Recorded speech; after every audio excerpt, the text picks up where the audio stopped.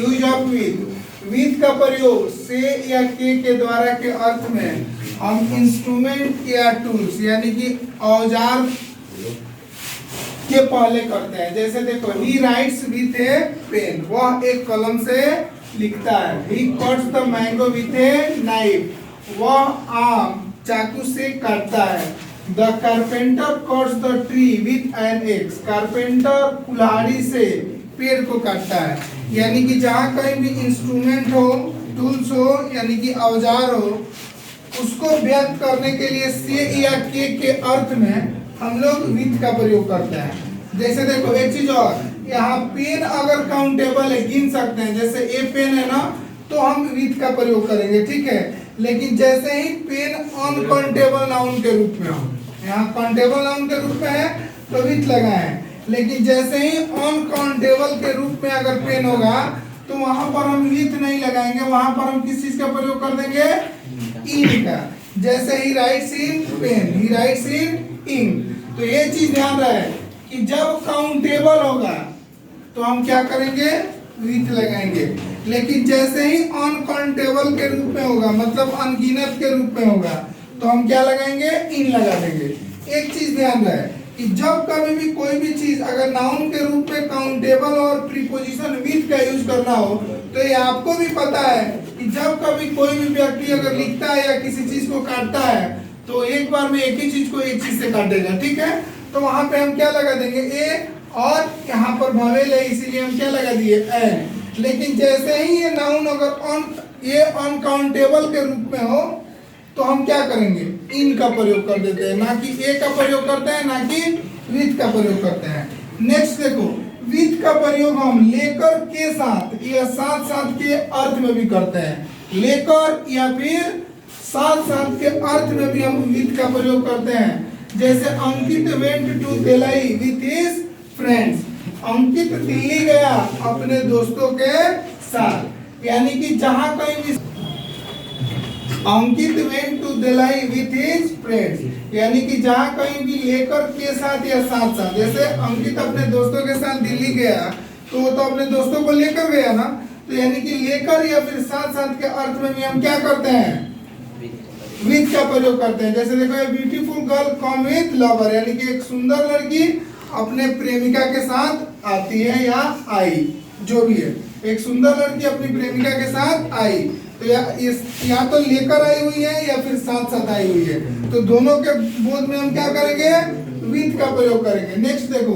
With का प्रयोग हम से के अर्थ में कॉज या कारण, जहां कहीं भी हमको कारण दर्शाना हो, कॉज दर्शाना हो, कॉज का मतलब होता है कारण, जहां कहीं भी हमको कारण दर्शाना हो वहां पर भी हम विथ का यूज करते हैं। जैसे देखो, your eyes are red with year, तुम्हारी आंखें बरसों से लाल है, तो हम कारण को दर्शा रहे हैं ना जी। तो जब कभी भी कारण को दर्शाना हो, कॉज को दर्शाना हो, तो हम किसका प्रयोग करते हैं, विथ का प्रयोग करते हैं। जहां कहीं भी सेपरेशन की बात होती है, जैसे जुदाई का या वियोग का या बिलगाव का, तो जुदाई, वियोग या बिलगाव को भी दर्शाने के लिए हम क्या करते हैं, सेपरेशन। सेपरेशन होता है इसका मीनिंग, और सेपरेशन के अर्थ में भी हम विथ का प्रयोग करते हैं। जैसे देखो, he parted with his beloved at Patna junction, वह पटना जंक्शन पर अपनी प्रेमिका से बिछड़ गया।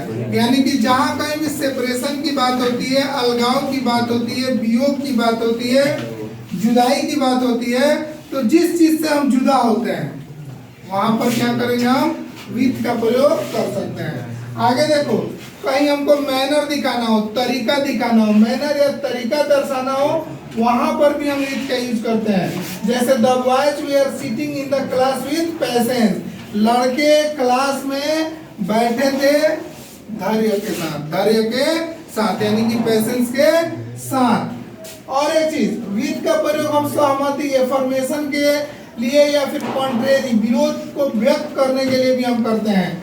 जैसे as for example, he was agreed with her for marriage, मैं सहमत था उससे, मतलब उसके मैरिज के लिए, उसके शादी के लिए। देखो, विथ का प्रयोग, I was agreed with her for marriage, मैं सहमत था उससे शादी के लिए, ठीक है, उसके साथ शादी के लिए। विथ का प्रयोग क्वालिटी और फीचर्स, यानी कि गुण और विशेषता को दर्शाने के लिए भी हम विथ का प्रयोग करते हैं। जैसे देखो, a girl with big blue eyes reads in his class, एक बड़ी नीली आंख वाली लड़की आपके क्लास में पढ़ती है। तो देखो यहाँ विशेषता दिखा रहा है कि उसका जो आंख है क्या है, नीली है, मतलब नीला है, जो भी हो।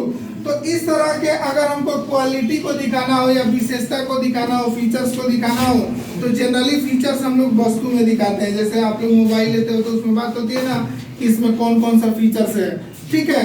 तो जब हमको फीचर्स को दर्शाना हो या फिर किसी व्यक्ति के क्वालिटी को दर्शाना हो, गुणों को दर्शाना हो, तो भी आप इसका प्रयोग कर सकते हो। आगे जैसे यहाँ कुछ शब्द लिख दिए हैं, quarrel with, satisfied with, deal with, charge with. जैसे आप कहते हो ना कि मैं उनके साथ सहमत हूँ, या चार्ज से सहमत हूँ, या डील से सहमत हूँ, या मैं आपके साथ सहमत हूँ, या फिर आपके साथ कोई झगड़ा करता है, ठीक है।